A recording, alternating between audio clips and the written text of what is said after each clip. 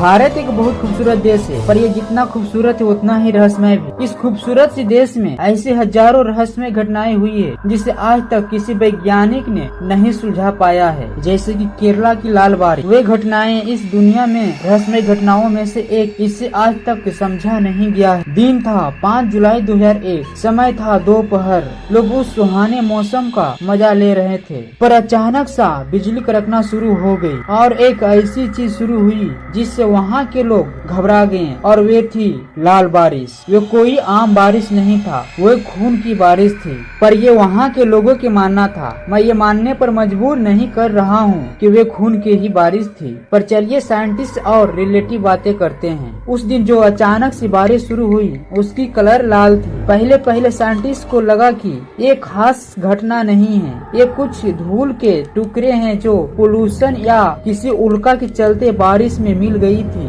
वैज्ञानिक ने उस बारिश के सैंपल को एक लैब में ले गए। उन्होंने स्टडी किया तो उन्होंने पाया कि ये किसी उल्का का धूल नहीं, बल्कि ये ऐसी पार्टिकल थी जो जिंदा थी, जिनके अंदर लाइफ थी। वैज्ञानिक को वे रेड ब्लड सेल जैसी आरबीसी जैसी लग रही थी, जिससे इंसानी खून बनता है। ये सेल जैसी दिख रही थी। वो वैज्ञानिक कैसे पता करते कि ये जिंदा है या नहीं? इसका एक ही तरीका था, वो है इस डीएनए की बनावट की देखना। पर असल में उस पार्टिकल के अंदर कोई डीएनए नहीं था। उस पार्टिकल की हरकत एक जिंदा सेल जैसी थी, पर उसमें कोई डीएनए मौजूद नहीं था। पर ये कई वैज्ञानिक बोला कि इसकी टेस्ट इंटरनेशनल लेवल में होनी चाहिए, क्योंकि और एडवांस डिवाइस से इसके जांच करें तो हमें ये पता चल सके कि इसकी सच्चाई क्या है। ये इतनी रहस्यमय बारिश थी कि वैज्ञानिक ने इस पार्टिकल को 10 वर्ष तक लैब में रखा।